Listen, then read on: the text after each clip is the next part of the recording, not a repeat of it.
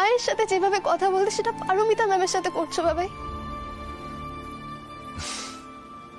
বুঝতে পেরেছি, তোমার আমার হাসি নিয়ে প্রবলেম, তাই তো? তাহলে তো আমাকে রাম গরুড়ের ছানা হাসতে তাদের মানা হতে হয় কি? আচ্ছা সৃজা, আমি তো সবার সাথেই হেসে কথা বলি, আমি তো তোমার সাথে হেসে এখন না বাবাই, তুমি আমার উপর রাগ করো না। সৃজা, আমি আগেও হেসে কথা বলতাম, এখন আমি হেসেই কথা বলি। দেখো সৃজা, রাগ, অভিমান, হাসি, কান্না, দুঃখ এগুলো তো লাইফের একটা পার্ট। কথাটা বোঝার জন্য হয়তো তুমি এখন অনেকটাই ছোট, কিন্তু এটাই সত্যি। আর আমি কখনো তোমার উপরে রাগ করি নাকি? আজকাল আমার মেয়েটা খালি আমার উপরে রাগ করে, ভালো লাগে বলো তো?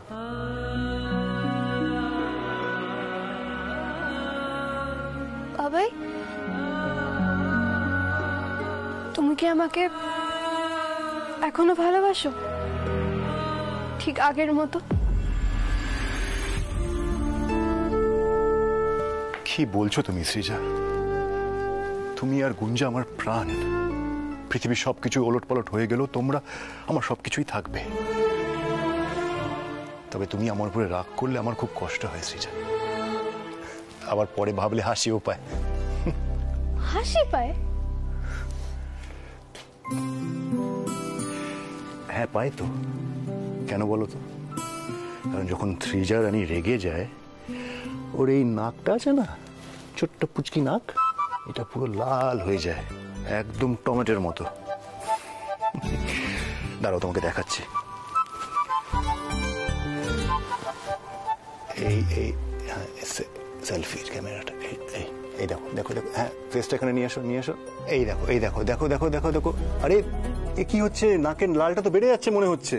তার মানে সৃজা এখনো বাবাইয়ের উপরে রাগ করে আছে।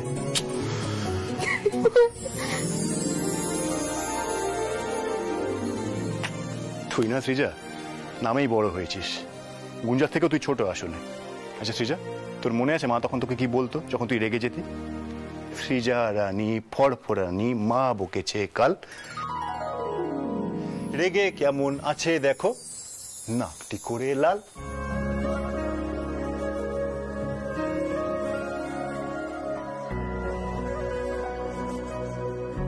তোমার এখন এটা মনে আছে বাবাই?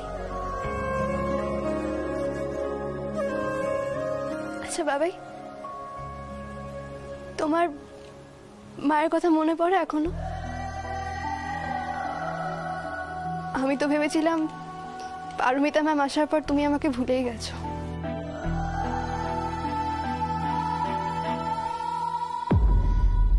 বৌদি, তুই এই ব্যাপারে কিছু জানিস?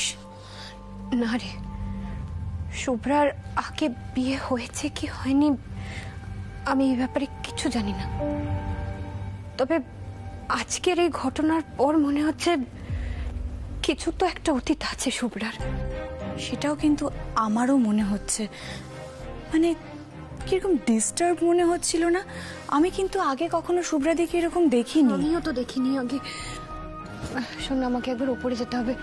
মিস্টার গাঙ্গুলি সৃজাকে শান্ত করতে পারলেন কিনা আমাকে একবার গিয়ে দেখতে হবে। তুই একটু দাঁড়া, আমি আসছি। তুই যা, আমিও এগোই। এগোবি কি রে? তুই তুই কিছু খেলি না? একটু বস, আমি তোর জন্য কিছু খাবার এনে দিচ্ছি। আরে কিচ্ছু লাগবে না, ক্যাফে থেকে বেরিয়ে অনেকগুলো ফুচকা খেয়েছি, তারপর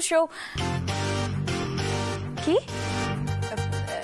মানে আমি অনেকগুলো ফুচকা খেয়েছি, আমার পেটটা একদম ভরে গেছে, তুই চিন্তা করিস না। সে তো ঠিক আছে, কিন্তু কি একটা শো বলে। আরে বাদ দে না, শোন না শোন না, বলছি আমি তোকে একটা কথা বলতে চাই, যেটা হলো তোর আর অপূর্বদার যেরকম মিল করিয়ে দিয়েছি, তেমনি সৃজা আর অপূর্বদার মিল করিয়ে দিতে চাই। যদি আমার কোনো হেল্প লাগে আমাকে কিন্তু একটা ফোন করবি। আর শোন, তোর ওই বাউন্ডুলে দেওরটা আছে না, ওকে আমার হোস্টেলের ল্যান্ডলাইনে ফোন করতে বারণ করবি, আমার ফোনে ফোন করতে বলবি। সৌভিক তোর হোস্টেলের ল্যান্ডলাইনে ফোন করে? হ্যাঁ, তাহলে আর বলছি কি, সুপার মানে আমাদের যে সুপার আছে সে তো মানে। এই সৌভিক সৌভিক, এ কি, কোথায় যাচ্ছ তুমি? ওই ওই করে ধরা পড়ে যাওয়ার জন্য পালিয়েছি। হ্যাঁ বলো, ধরা পড়ে যাও মানে? বাবা কি বলছো বলো? আরে আমি তো তোমার থেকে খাবারটা নেবো বলে তোমাকে দাঁড় করালাম, আমাকে দাও। না, আমি কুট্টুসকে খাইয়ে দিয়ে আসছি। না না, সৃজাও কিছু খায়নি। আমি এটা কুট্টুস আর সৃজাকে ভাগ করে দেবো। তুমি আমায় দাও, আমি দেখি মিস্টার গাঙ্গুলিকে বলি যদি সৃজাকে একটু খাইয়ে দিতে পারেন। ঠিক আছে। শোন না বৌদি, আমি তাহলে এগোলাম। হ্যাঁ, আমি আসছি। আচ্ছা ঠিক আছে, ঠিক আছে, তুই সাবধানে যাস। হ্যাঁ, আর বাড়ি পৌঁছে আমাকে একটু জানিয়ে দিস, ঠিক আছে? যা।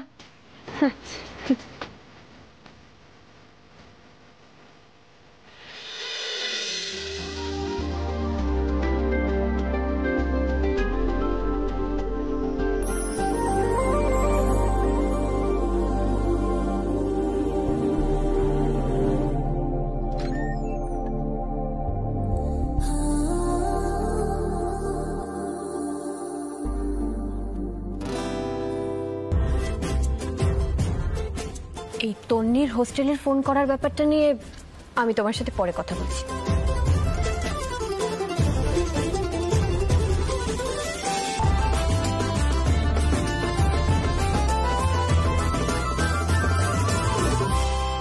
আমি বলছি কৌশিককে নিজে পছন্দ করে বিয়ে করেছিল। বাড়িতে কারোর মতামত ছিল না বলে ও বাড়ির থেকে বেরিয়ে গিয়ে বিয়েটা করেছিল।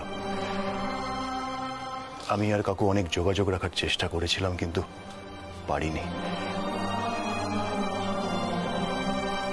তার ঠিক 8 মাস পরে শুভ্রা ফিরে এসেছিল বাড়িতে, একদম বিধ্বস্ত। তখন যদি আপনি ওকে দেখতেন তাহলে নিজের চোখের জলটা আটকে রাখতে পারতেন না পারমিতা। এতটাই ভেঙে পড়েছিল আমার বোনটা।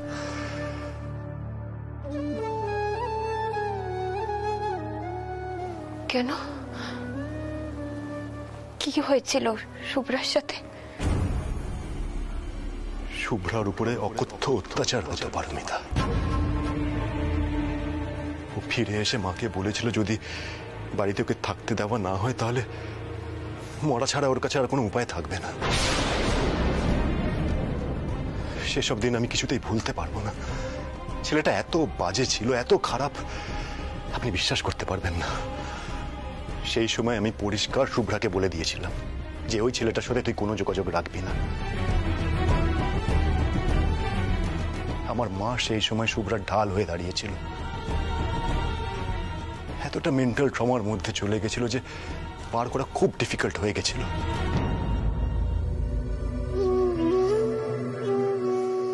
আস্তে আস্তে ও নর্মাল লাইফে ফিরে আসছে। এখন অনেকটাই ওকে আপনি স্বাভাবিক দেখছেন। এটা খুব গ্র্যাজুয়ালি হয়েছে, কিন্তু আজকে যেটা হলো তারপরে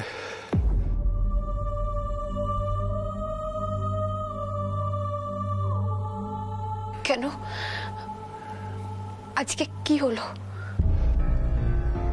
কিছু না পারমিতা, আপনি এই বিষয় নিয়ে আর বাড়িতে কারোর সাথে কোনো কথা বলবেন না প্লিজ। আসলে মা চান না যে এই বিষয় নিয়ে কোনো রকম কথা বাড়িতে হোক। নিশ্চয়ই।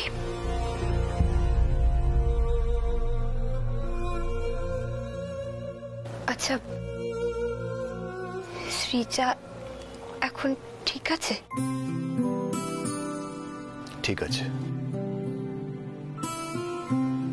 আজকে কথা বলার পর আমার মনে হয় সৃজা আমাকে বুঝবে। ভবিষ্যতে আমার মনে হয় না আর কোনো রকম সমস্যা হবে বলে।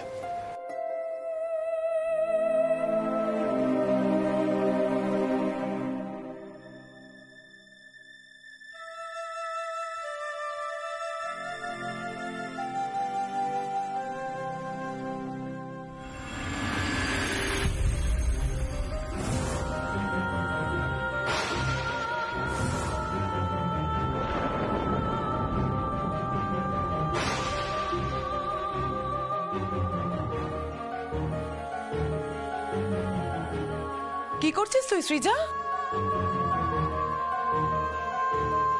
পারমিতার বানানো কেক তুই আত্রেয়কে খাওয়াচ্ছিস?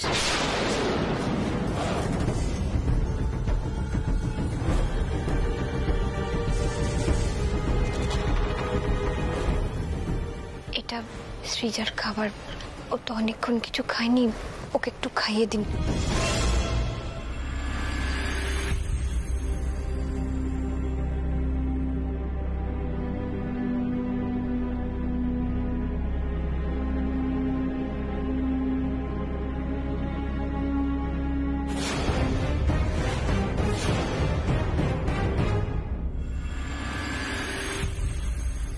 দিশা? হ্যাঁ বল, হঠাৎ এই সময় ফোন করলি? না, ঘুমটা হঠাৎ ভেঙে গেল। তোর স্টেপমম ওই ক্যাফের ঘটনাটা নিয়ে আবার তোর বাবার কাছে বকুনি খাইছে নাকি? না রে, সেরকম কিছু হয়নি। তোর স্টেপমম সব ভালো সাজার জন্য করেছে। আমার স্টেপমম যখন ড্যাডির কথা আমাকে বকুনি দেয় তখন মনে হয় কোথাও দূরে চলে যায়। দূরে চলে যাবি মানে? তোর তোর বাবার জন্য কষ্ট হবে না? কষ্ট পেলেই বা কি হবে? আমার ড্যাডি তো আর আগের মতো আমাকে এত ভালোবাসে না। তার থেকে বরং বাইরে পড়তে চলে যাব। কিন্তু তুই এভাবে কি করে যাবি? কেন? ফাইনাল পেপারটা সেন্ড করব, একটা কনসেন্ট লেটার লাগবে আর ফিস লাগবে, ব্যাস। আচ্ছা দিশা, আমি তোকে তোকে পরে ফোন করছি। তোর স্টেপমম ওই ক্যাফের ঘটনাটা নিয়ে আবার তোর বাবার কাছে বকুনি খাইছে নাকি? তোর স্টেপমম সব ভালো সাজার জন্য করেছে।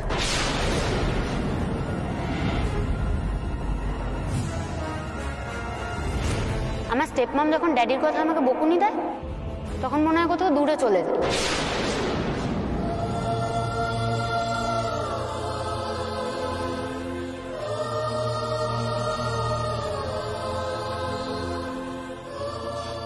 মা, আমিও দূরে চলে যাব। আমি এখানে আর থাকতে পারবো না। বাবাইকে এই ব্যাপারে তোমরা কিচ্ছু জানাবে না। তোমরা যদি বাবাইকে বলে দাও আমি কিন্তু কাউকে না জানিয়ে চলে যাব। আর তোমরা খুব ভালো করেই জানো সেটা আমি করতে পারি। না না না, কিছু না, সব ঠিক আছে, ঠিক আছে। এরকম কেন করছো বলো তো? কি হয়েছে আমাকে বলো। না কিছু হয়নি রে, বললাম তো সব ঠিক আছে। আচ্ছা ঠিক আছে, তুমি একটু এদিকে এসো, বসো। তোমার সাথে এমনিতেই আমার কথা আছে। বলছি শোনো না, এবার না আমাদের অনেকে নিয়ে একটু সিরিয়াসলি ভাবা উচিত। আমি ভাবছিলাম যে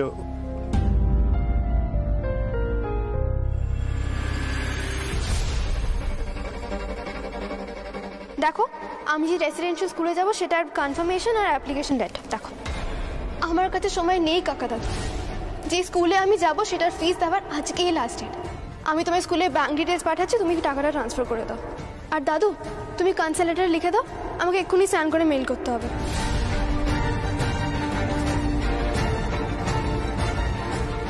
এত বড় কথাটা অপূর্বকে না জানিয়ে আমি কি করে থাকবো? এটা লুকিয়ে যাওয়াটাও তো অন্যায় হবে। মৈনাক, এক গ্লাস জল নিয়ে এসো তো প্লিজ।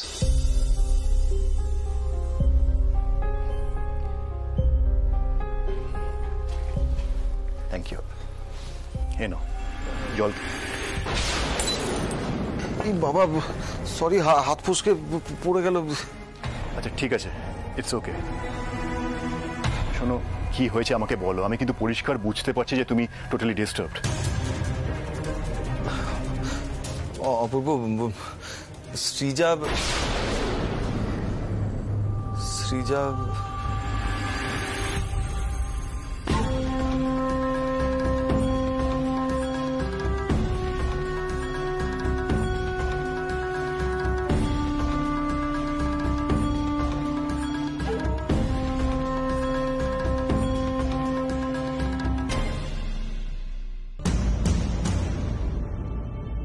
সৃজা,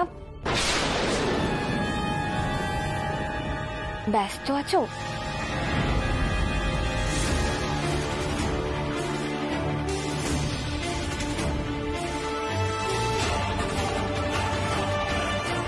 কিছু বলবেন? একটু আসবো? হ্যাঁ। আসলে আমি তোমার, গুঞ্জার আর কুট্টুসের নামে মন্দিরে পুজো দিতে গিয়েছিলাম। একটু প্রসাদ মুখে নেবে?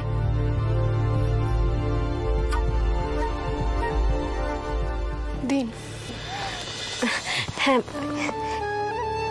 এই নাও।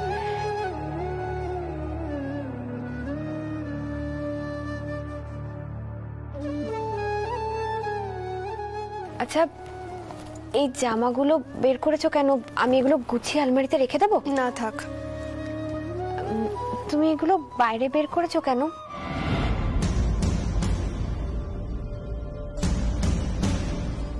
চলে যাব বলে। চলে যাবে? মজা করছো না? সেই আমার জীবনটা একটা বিরাট মজা হয়ে দাঁড়িয়েছে। সৃজা, সবকিছু ঠিক আছে তো? সবকিছু ঠিক আছে, সবকিছু একদম ঠিক আছে। ঠিক আছে, আমি তাহলে আসছি। হ্যাঁ, থ্যাংক ইউ আমার জন্য পুজো দিয়ে এলেন।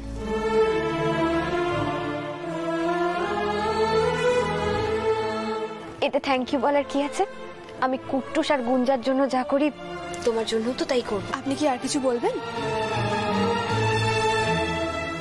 না, আমি আসছি।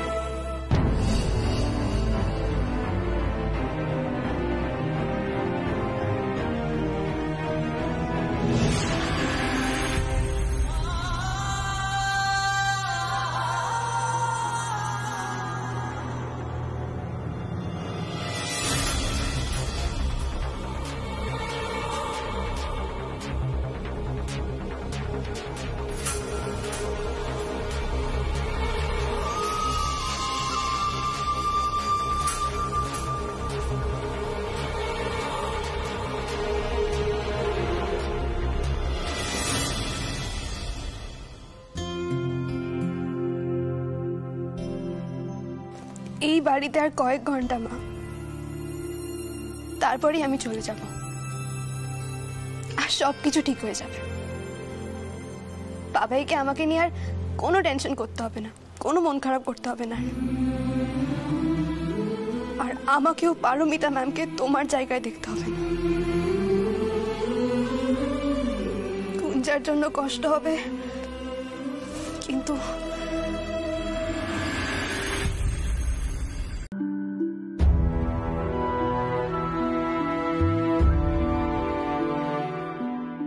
বাবাই, সৃজা, হ্যাঁ সৃজা,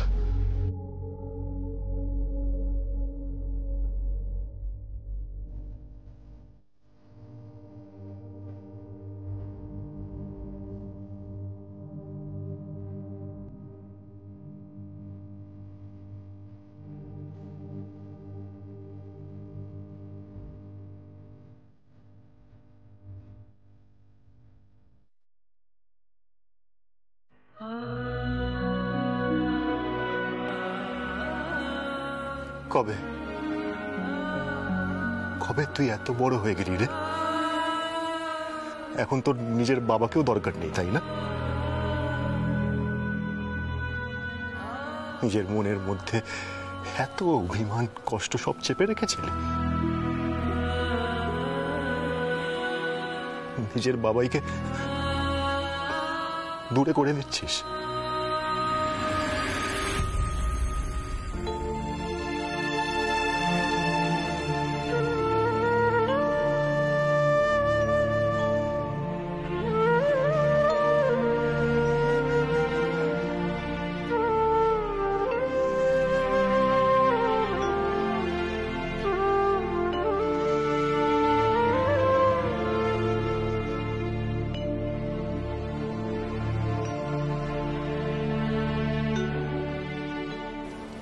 গাঙ্গুলি,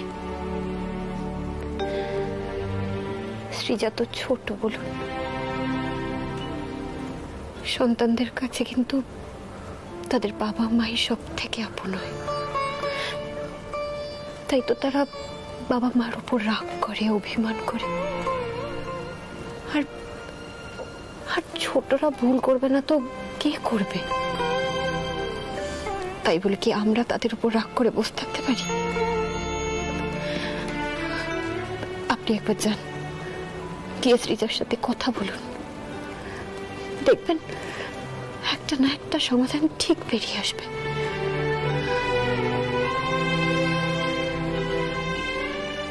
এর কোনো সমাধান নেই পারমিতা। আমরা বিয়েটা করেই ভুল করেছি। এর কি সমাধান করব আমি, বলুন তো?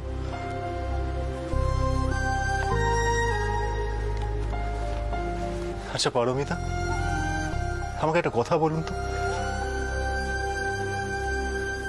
আমরা কি সত্যি এই বিয়েটা করে ভুল করেছি? কুট্টুস আর গুঞ্জার কথা ভাবতে গিয়ে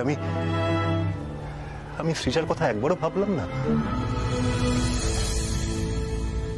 আমার মেয়েটা কি চায়, ওর মনের মধ্যে কি চলছে, সেটা জানার আমি একবারও চেষ্টা করলাম না।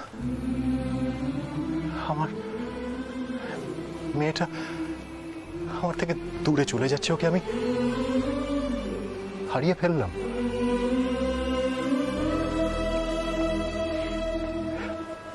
পারমিতা, সৃজা আমার প্রথম সন্তান।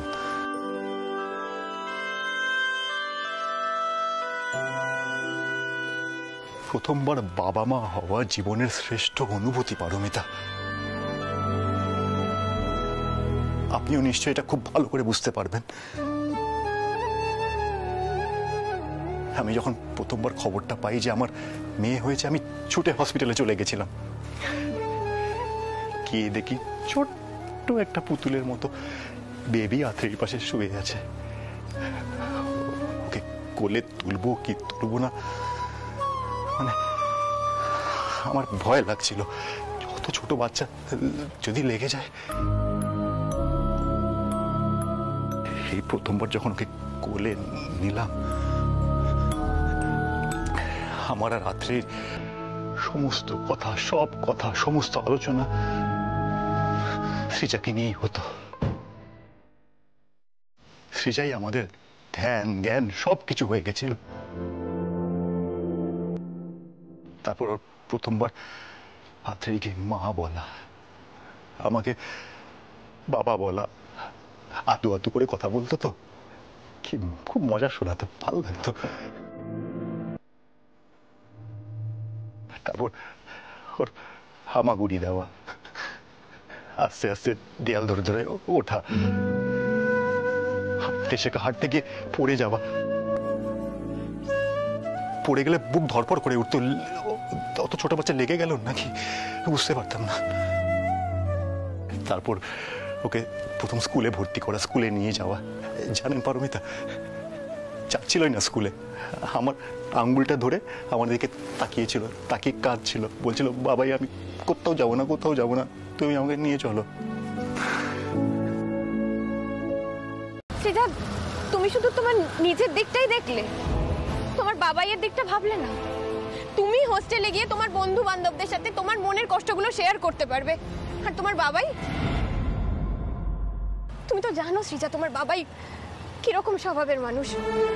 তোমার বাবাই কিন্তু নিজের মনের কষ্টটা নিজের মনের মধ্যেই চেপে রাখবে, কারোর সাথে শেয়ারও করতে পারবেন না।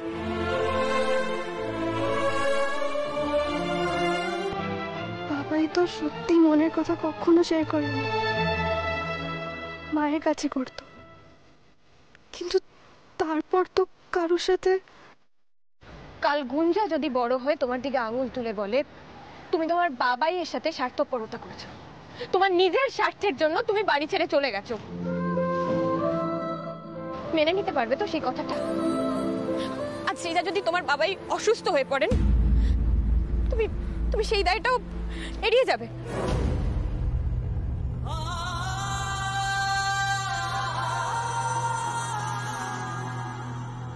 সৃজা, দেরি হচ্ছে, তাড়াতাড়ি চল। আমি জানি সৃজা তুমি এখন এইসব ভাবার মতন মানসিক অবস্থায় নেই। আমি তবুও তোমাকে রিকোয়েস্ট করছি, তুমি শেষবারের মতন একবার চোখ বন্ধ করে তোমার বাবাইয়ের মুখটা কল্পনা করো। তারপরেও তোমার মন যদি সায় দেয় তুমি চলে যাও। একবার ভেবে দেখো সৃজা, তুমি কিন্তু আমার উপর রাগ করে তোমার বাবাইয়ের সাথে ভালোবাসাটা ফিকে করে ফেলছো। তুমি যে মায়ের কথা বলছো, যেই মায়ের সুবিচার চাইছো, যেই মায়ের স্মৃতি আগলে রাখতে চাইছো, সেই মা যে বাড়িতে থাকতেন, যে বাড়িতে তোমার জন্ম হয়েছে, যে বাড়িতে তুমি বড় হয়ে উঠেছো, এতগুলো দিন কাটিয়েছো, এত স্মৃতি তোমার, তুমি সেই বাড়ি ছেড়ে চলে যাচ্ছ সৃজা।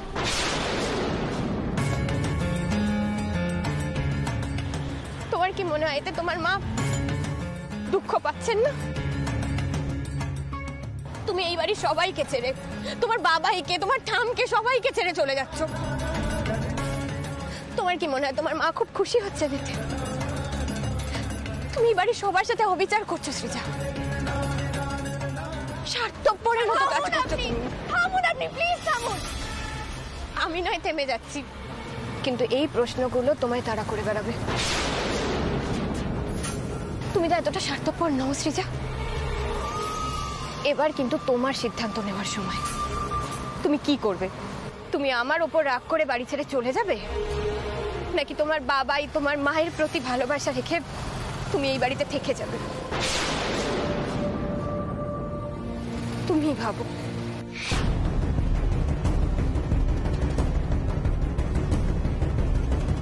আরে ট্রেন ছেড়ে দেবে এবার, ট্রেনের টাইম হয়ে যাচ্ছে, তাড়াতাড়ি চল। কি করছিসটা কি?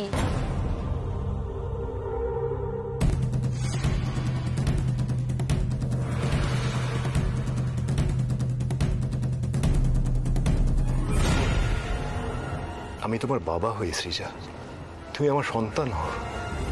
আর সন্তানের উপরে বাবা মা কখনো রাগ করে থাকতে পারে না। আজকাল আমার মেয়েটা খালি আমার উপরে রাগ করে, ভালো লাগে বলো তো? এবার কিন্তু তোমার সিদ্ধান্ত নেওয়ার সময়। তুমি আমার ওপর রাগ করে বাড়ি ছেড়ে চলে যাবে, নাকি তোমার বাবাই তোমার মায়ের প্রতি ভালোবাসা রেখে তুমি এই বাড়িতে থেকে যাবে? এই দেখেছিস শ্রীজা কিন্তু গাড়িতে উঠছে না। পারমিতা কি তাহলে ওকে আটকে দিতে পারলো নাকি বলতো? মনে হচ্ছে পারমিতা কিছু একটা বলে সৃজাকে আটকে দিতে পারলো। যাক বাবা, কি টেনশন বলতো। বর্দা ভাই কি খুশি হবে না? এই চল আমরা বাড়ি থেকে খবরটা দিই নাকি? হ্যাঁ